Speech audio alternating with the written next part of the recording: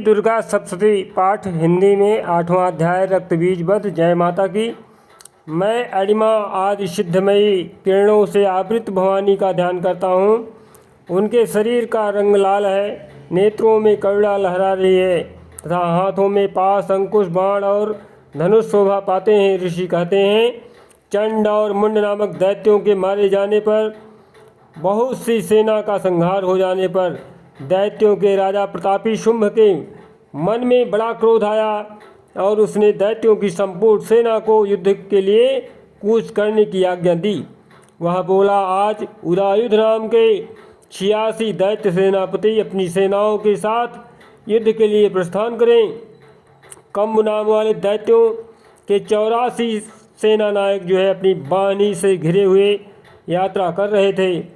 50 coat वीर कुल के और 100 जो है धौम्र कुल के असुर सेनापति मेरी आज्ञा से सेना सहित कूच करें। कालक, दौहार्द, मौर्य और कालकेय असुर भी युद्ध के लिए तैयार हो मेरी आज्ञा से तुरंत प्रस्थान करें। भयानक शासन करने वाले असुरराज शुंभ इस प्रकार से आज्ञा दी और सहस्त्रों बड़ी बड़ी सेनाओं के साथ युद्ध के लिए प्रस्तुत हुआ। इस प्रकार से उसकी अत्यंत भयंकर सेना आती देख करके चंडिका ने अपने धनुष की टंकार से पृथ्वी और आकाश के बीच में का भाग जो है गूंज गया।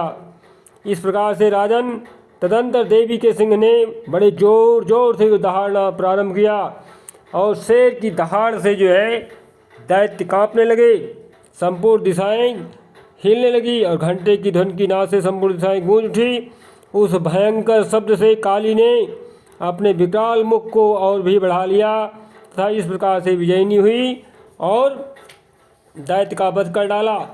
उस समय जो है तुमुल नाद को सुनकर के दैत्यों की सेनाओं ने चारों ओर से आकर के चंडिका को घेर लिया तथा काली देवी को क्रोध पूर्वक जो है घेर करके राज बोला कि हे देवी, मेरी बात मान जाओ, नहीं तो इसका परिणाम भयंकर होगा। महाहिमालय प्राप्त चंद्ररेखा विभूषण।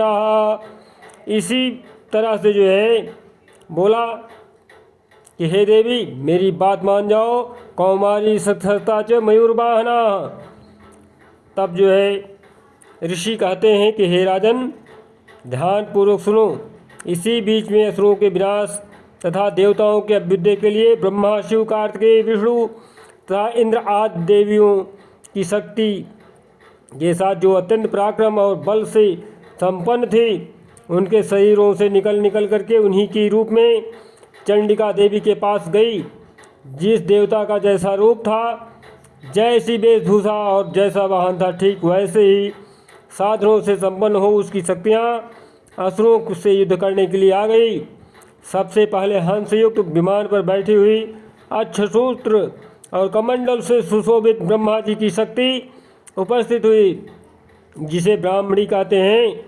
महादेवी जी की शक्ति वृषभ पर जो है आरोहण हो दैत्यों की सेनाओं पर जो है माता हाथों में श्रेष्ठ त्रिशूल धारण किए, महानाग का कंगन पहने, मस्तक में चंद्र रेखा से विभूषित हो वहाँ पहुँची।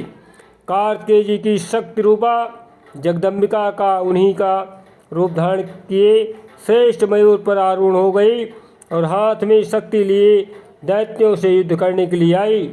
इसी प्रकार से जो है भगवान विष्णु की शक्ति गरुड़ पर विराजमान हो शंख, चक्र, गदा, सारंग, धनुष तथा खड्ग हाथ में लिए वहाँ आई।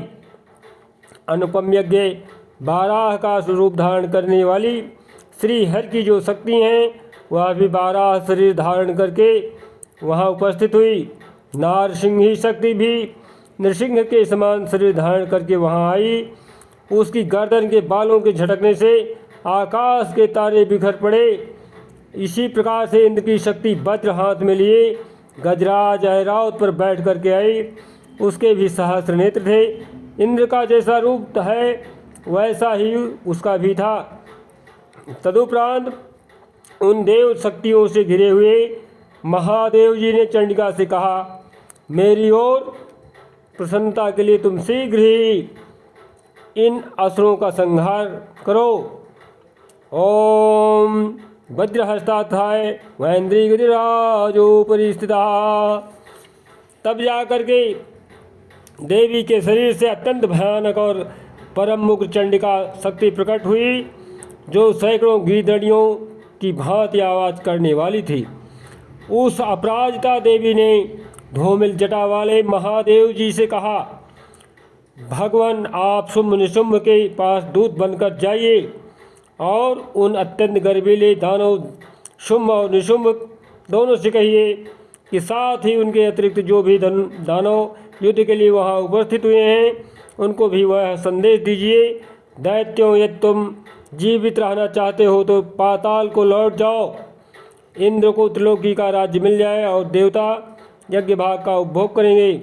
यदि बल के घमंड में अहंकार में आकर के तुम युद्ध की अभिलाषा रखते हो तो आओ, मेरी शिवाएं योगिनियाँ तुम्हारे कच्चे मांस से तृप्त हो जाएंगी, तुम्हें चबाकर खा डालेंगी।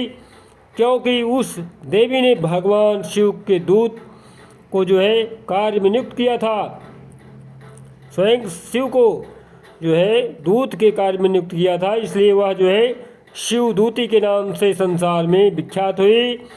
वह महादैत्य भी भगवान शिव के मुंह से देवी के वचन सुनकर के क्रोध में भर गए और जहाँ कात्यायनी विराजमान थी उस ओर बढ़े। इस प्रकार से जो है तदंतर वह दैत्य